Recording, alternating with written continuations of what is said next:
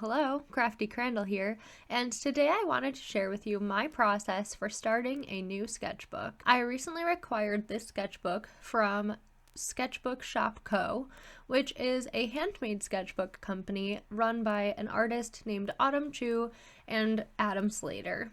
This sketchbook is extremely high quality, and I was so excited to be able to get one from their recent shop release in November. It can be difficult to get a sketchbook from them as they do sell out very quickly, so if you're interested, they have their next update slated for January 2nd, so I will leave the link to their shop down below, and you can set yourself a reminder if you are interested in purchasing from them. This is not in any way sponsored. I did just want to mention it because I love supporting their business. I think that it's a fantastic shop, and the sketchbooks are just really high quality. I chose the green sketchbook here. This is actually the cover of a Charles Dickens novel, Dombey and Son. I've never read this novel, however, I thought that the cover was absolutely gorgeous and was so excited to see this on their Instagram page and was so glad that I was able to get it from the shop when it updated. This sketchbook has 140-pound Fabriano cold press paper inside of it, and the edges have been hand deckled, which is my absolute favorite. It also has this leather string so that you can close the sketchbook up, which I love because this sketchbook kind of tapers in. So once all of the paper has been painted on and is, inevitably warped, I think that it'll be great to have the string there to just hold the sketchbook together while it, expands in size from what it is right now. Onto the piece that I'm painting. So every time I start a new sketchbook, I try to lay out mentally my intentions for the sketchbook and choose a first piece to go from there. So this is a painting that I am doing of the song Year of the Tiger by Myles Kennedy. Myles Kennedy is one of my favorite artists. He released his solo album, Year of the Tiger. I absolutely love this album, and the title track from that album, Year of the Tiger, is just a really inspirational song. Here you see me masking in the tiger, which will retain the whites of the paper. I'm using the Grumbacher Miskit masking fluid if you're interested. I use this one because it is easier to open than most of the other packages that I've seen masking fluid come in, so truly that's the only reason I use this particular one.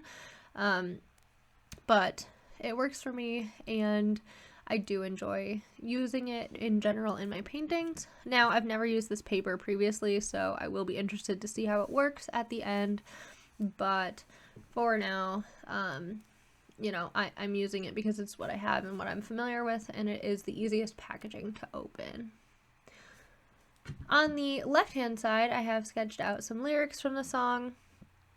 And what I plan to do for this sketchbook, so my intentions for this sketchbook, the reason that I'm painting what I am, is that I really want to have a sketchbook that kind of captures my love of music and has various spreads such as this, wherein I try to illustrate a song or a band or a music artist, whatever, and then off to the left have, a lyric or something like hand lettered in, or something that is, a little bit less involved. I want it to be like a simple left-hand page, and then the illustrative part to be on the right-hand side of each of the songs that I end up depicting. I try to do this when I do my Inktober, or Songtober as I refer to it. I try to illustrate songs in that manner, and I have absolutely loved doing this. I derive most of my artistic inspiration from music and from, either seeing bands live, which albeit isn't happening this year, but I've gone to so many concerts in the past, and I am just constantly refreshing my music library and gaining new songs and just always being so inspired by music. So I really wanted a sketchbook to try to capture that love of music and just memorialize it all into one place. I have so many other sketchbooks, but this is really how I start a sketchbook. Whenever I gain a new sketchbook, I kind of figure out what the overarching theme of that sketchbook will be. I think about it for a couple of days, and then I ultimately just try to have a burst of inspiration for that first page. I don't like going into the first page and like not having an idea for it. I want to go into the first page of my sketchbook and have an idea already figured out for it. I don't want to have to, go in blind and inevitably mess it up. I think that if I put a little bit of thought into it and just really try to make something that was well thought out, I think that it will turn out fine and I'll be happy with it as the first page of my sketchbook. You can see this across all of the sketchbooks that I've started thus far. I always tend to have a plan for it, whether it is, I've got a really poor quality watercolor sketchbook where I really just want it to flesh out ideas or to paint when I'm not in the mood to paint like a full watercolor page. I also have other sketchbooks. I have a travel sketchbook that is specific to memorialize my travel, which again, not really happening this year, but travel is another thing that really inspires me. I have a sketchbook that is a higher quality watercolor sketchbook that I want to do more finished pieces in. I have a mixed media sketchbook where I did my Songtober entries. And then I have just random other notebooks where I will do more like sketches on the go, or when I go somewhere, I have a sketchbook so that if I have an idea or if I want to put something on paper that I'm not all that worried about, I don't necessarily care how it looks. It's more so just to get the idea down. So I try to always have like an intention for a sketchbook whenever I start, and I think that takes a lot of the pressure off as far as the sketchbook itself is concerned.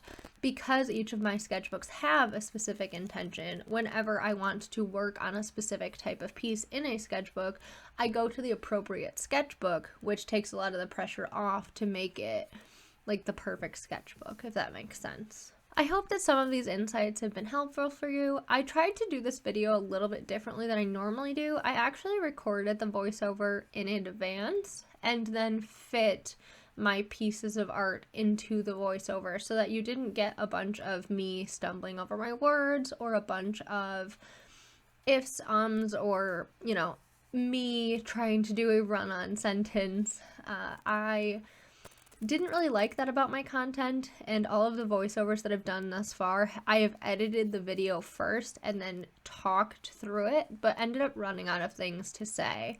So this time I kind of wanted to approach it in the opposite way, say everything that I wanted to say in the video, and then edit the video to fit the timeline of my talking so that you also don't have me, run out of things to say, but also insert just long stretches of music where you're not actually hearing me dictate anything. If you preferred this method, please let me know down in the comments. I would really appreciate your feedback. I do think that I will try to do this again in the future because I personally find it more helpful when watching a video to have that voiceover on top of the video, but I would be interested to hear your feedback. Thank you guys so much for watching. I really appreciate it. Please feel free to like this video. Please subscribe to my channel. I post new art or book related videos every Tuesday, and I really appreciate your attention. See you next time. Bye!